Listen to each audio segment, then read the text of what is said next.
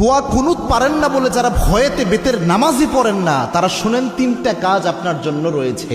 এই তিনটা কাজ করলে বেতের নামাজের পরিপূর্ণ সওয়াব আপনি পেয়ে যাবেন। সুবহানাল্লাহি বিহামদি। ইসলাম যে কত সহজভাবে আপনাকে সমাধান দিয়েছে কল্পনা করতে পারবেন না। এই যে বেতের নামাজে যে দোয়া কুনুতটা আমরা পড়ি, এটা কিন্তু অনেকের মুখস্থ হয় না, যার কারণে অনেক বড় দেখে অনেকে বেতের নামাজই পড়ে না যে আমি দোয়া কুনুত পারি না, আমি কী বা পড়বো। অথবা অনেকে এমন রয়েছে বেতের নামাজে দাঁড়িয়ে দোয়া কুনুতের সময় চুপ করে থাকে, একটা শব্দ করে না, এরকম আছে অনেকে। তো এরকম কোনোটাই মাধ্যমেই আপনার কিন্তু দোয়া কুনুতের যে হক এটা আদায় হচ্ছে না। এবং বেতের নামাজ এটা কিন্তু ওয়াজিব একটি নামাজ, এই নামাজকে আপনি ইচ্ছা করে ছেড়ে দিতে পারবেন না, এবং ওয়াজিব সবসময় চাইলে আপনি তরক করতে পারবেন না। এই জন্য বেতের নামাজ গুরুত্বপূর্ণ।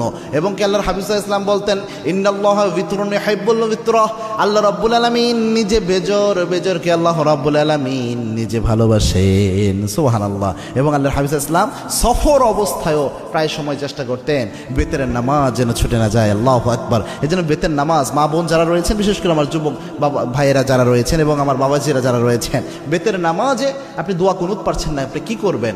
প্রথম যদি আপনি দোয়া কুনুত না পারেন তাহলে আপনি যে দোয়াটা পড়বেন, রব্বানা আতিনা ফিদ দুনিয়া হাসানাহ ওয়া ফিল আখিরাতি হাসানাহ ওয়া কিনা আযাবান নার।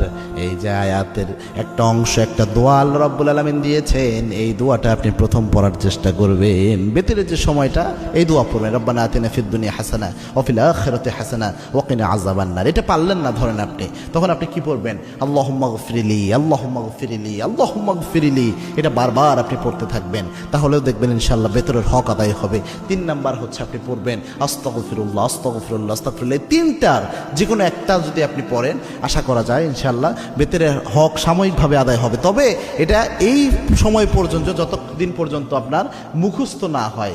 আপনি চেষ্টা করতেছেন মুখস্থ করার জন্য, পাশাপাশি এটা দিয়ে চালায়া যাবেন, এটা আপনি সারা জীবন করবেন, এটা কিন্তু হবে না। দুনিয়ার সব আপনি মুখস্থ করতে পারেন, মাথায় রাখতে পারেন, আর যেটা মৌলিক একটা বিষয় ইসলামের, এটা মাথায় রাখতে পারবেন না, এটা কিন্তু হতে পারে না। এই জন্য চেষ্টা করবেন যত দ্রুত সম্ভব কয়েকদিন রিডিং পড়েন, রাতের বেলায় ঘুমানোর আগে দোয়া কুনুতটা রিডিং পড়েন, দেখবেন ইনশাআল্লাহ আস্তে আস্তে মুখস্থ হয়ে যাবে। আল্লাহ রাব্বুল আলামিন আমাদের আমল করার তৌফিক দান করুন। আল্লাহুম্মা আমিন।